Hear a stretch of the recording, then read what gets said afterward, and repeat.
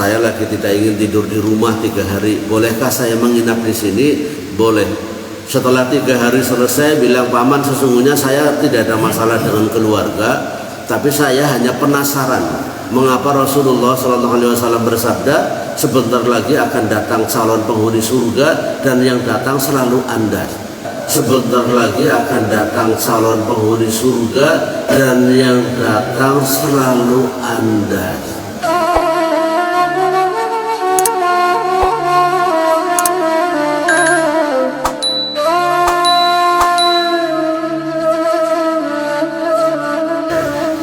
Alhamdulillah, bersyukur pada Allah pagi hari yang berkah ini kita semuanya dalam keadaan sehat walafiat, tidak ada kurang suatu apa.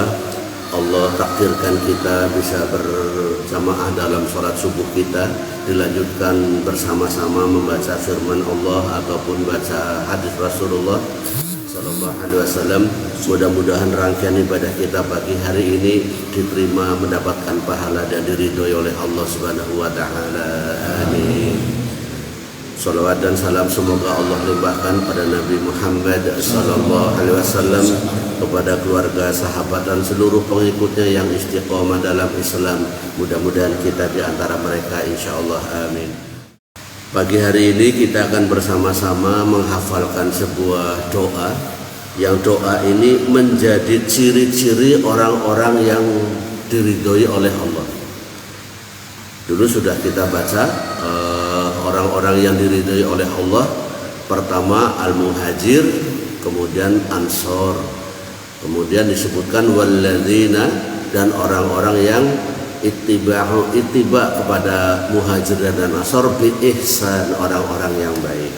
Di ayat yang senada itu Allah firmankan di dalam surat Al-Hasyr, surat nomor 59, ayat yang kita baca ayat yang nomor 10. Sebelumnya Allah juga menceritakan kemuliaan, kebaikan dan kedermawanan orang-orang Ansor, di mana waktu itu ada seorang muhajir datang dari jauh pindah ke Madinah, kemudian menjadi tamu Nabi Shallallahu Alaihi Wasallam. Tetapi Nabi bertanya pada istrinya, ada rezeki apa malam ini yang bisa kita nikmati bersama dengan tamu ini? Kata istrinya, kita tidak ada apa-apa kecuali udara.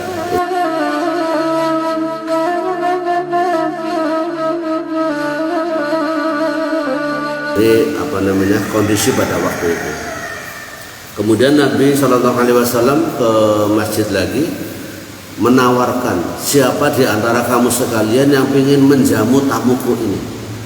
Ada seorang sahabat angkat tangan yang kemudian saya bersedia menjamu tamu Anda ya Rasulullah. Kemudian diajaklah ke rumahnya, dan di rumahnya tanya istriku, kita ingin menghormati tamu Rasulullah Sallallahu Alaihi Wasallam, apa yang kita punya? Istrinya bilang, kita tidak apa-apa kecuali sepotong roti jatah anak kita besok. Jatah anak kita besok. Jatah anak kita besok. Yes, gampang. Akhirnya diparo, disuguhkan berdua. Nah, ini Allah mensifati mereka dengan kemuliaan yang luar biasa, yaitu orang-orang Muhajir dan Ansor.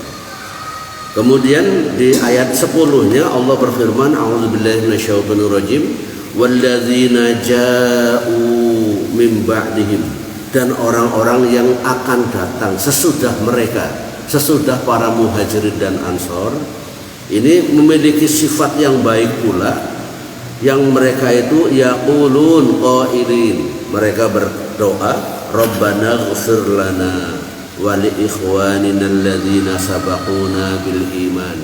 Ya Allah, ampunilah dosa kami dan dosa orang dan dosanya orang-orang yang sudah beriman sebelum kami. Ditambahkan wala taj'al fi qulubina, jangan kau jadikan, jangan kau tanamkan di hati kami ghillan ay baghyan wa hasadan, rasa iri, rasa dengki, rasa tidak rela orang lain mendapatkan kenikmatan.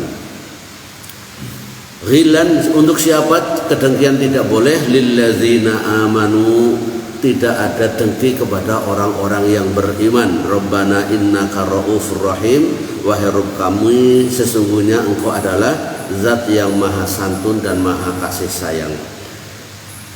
Ayat ini mengajarkan kepada kita agar diri kita masing-masing membersihkan diri dari sifat yang namanya ghillan. Ghillan ini muradif persamaan baghyan wa hasadan, yaitu iri hati. Kalau kita punya iri hati kepada orang beriman, ini belum sempurna imannya. Maka harus bebas diri kita dari iri hati. Kalau orang yang tidak punya iri hati, ini masih hidup, oleh Nabi SAW sudah dikabarkan akan masuk surga. Di mana suatu hari Nabi SAW memberitahukan pada sahabat di masjid, sebentar lagi akan datang salah satu pria penghuni surga. Nah, kemudian datang seseorang, besok ngendika lagi, besoknya bersabda lagi, sampai 3 kali berturut-turut. Karena saking dalam bahasa kita takjubnya seorang sahabat pada seseorang yang dikatakan calon penghuni surga, maka kemudian Abdullah bin Umar menyempatkan waktu pingin tahu, pingin belajar apa sih yang menyebabkan dia dikatakan calon penghuni surga. Dia bilang, saya lagi tidak ingin tidur di rumah 3 hari, bolehkah saya menginap di sini? Boleh. Setelah 3 hari selesai, bilang, paman, sesungguhnya saya tidak ada masalah dengan keluarga, tapi saya hanya penasaran mengapa Rasulullah SAW bersabda sebentar lagi akan datang calon penghuni surga dan yang datang selalu Anda, sampai 3 kali. Saya ingin belajar kelebihan apa yang Anda lakukan. Sahabat tadi yang ditanya bilang, saya tidak punya kelebihan apa-apa, tapi bila mungkin atau iya, saya memang tidak pernah iri terhadap kenikmatan yang Allah berikan pada orang lain. Dirinya dibersihkan dari sifat iri. Ini mendasar sekali dalam kehidupan kita bangsa manusia, karena iri hati ini menyebabkan sebuah penderitaan yang panjang, kesengsaraan yang panjang. Adanya pembunuhan pertama dalam sejarah manusia itu juga disebabkan faktor iri hati. Tidak rela temannya, tidak rela saudaranya mendapatkan kenikmatan. Ini berbahaya sekali. Kalau seorang punya iri hati, nanti bisa memfitnah, bisa membunuh, bisa melakukan kejahatan. Maka ajaran Islam menanamkan pencegahan kejahatan sejak dini, yaitu agar manusia bebas daripada sifat iri hati. Karena iri hati yang ada di dalam dada ini bisa menyebabkan porak-poranda. Akibat daripada iri ini bukan hanya orang lain yang menjadi korban, dirinya juga akan menjadi korban. Itu sebabnya ada peringatan keras dari Nabi SAW agar kita supaya menjauhi iri hati. Sebab iri hati itu akan memakan kebaikan, seperti halnya kayu bakar dimakan oleh api, atau seperti halnya api melahap kayu bakar. Maka kalau kayu bakar sudah dilahap api jadi abu, tidak berguna. Artinya apa?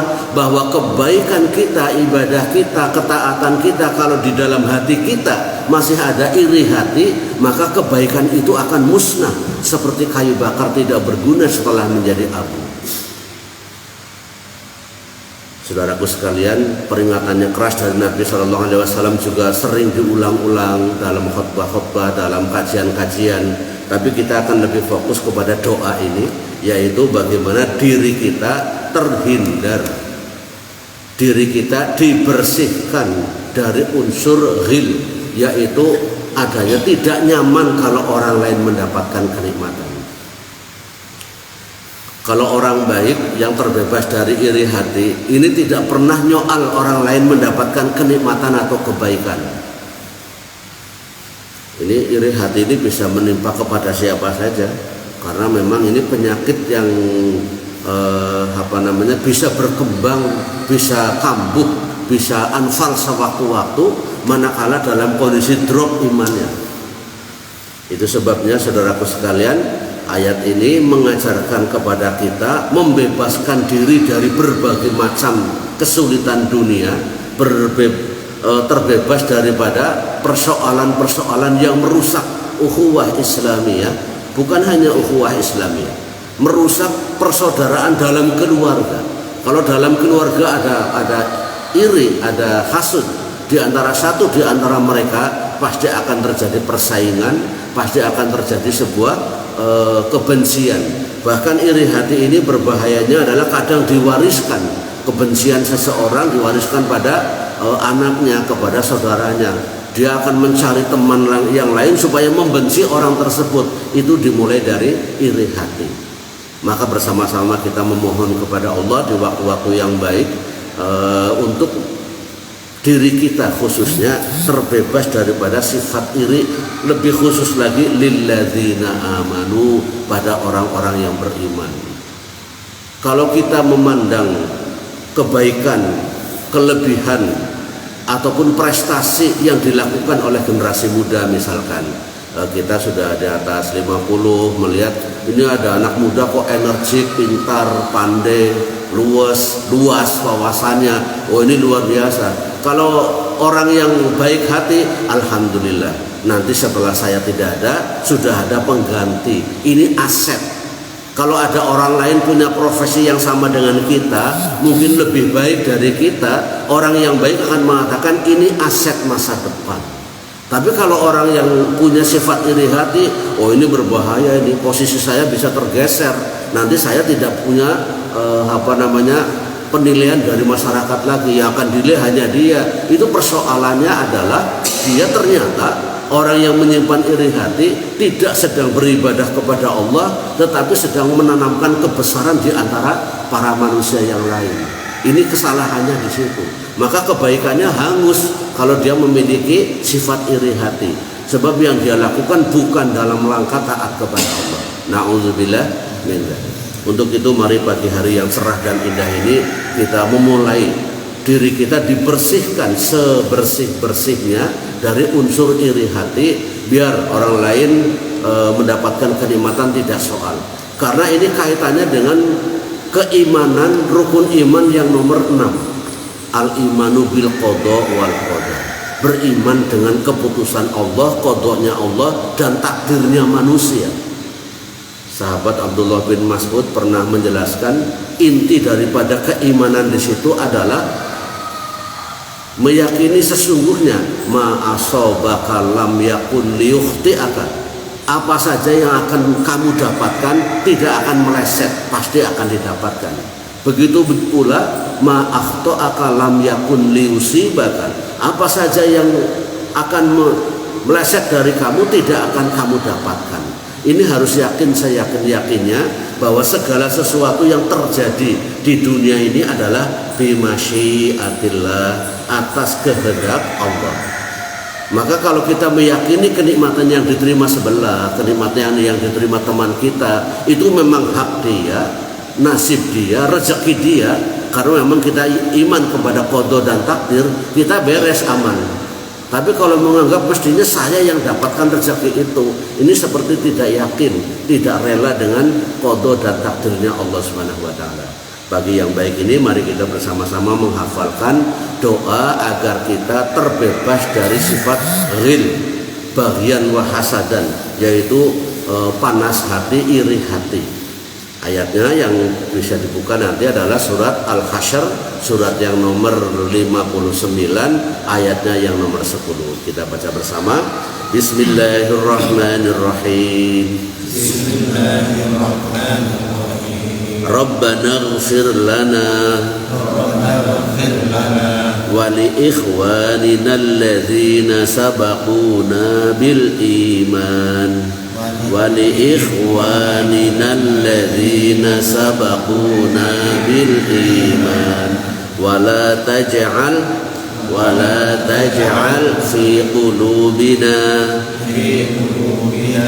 غلا للذين آمنوا ربنا إنك رؤوف رحيم. sekali lagi bersama-sama.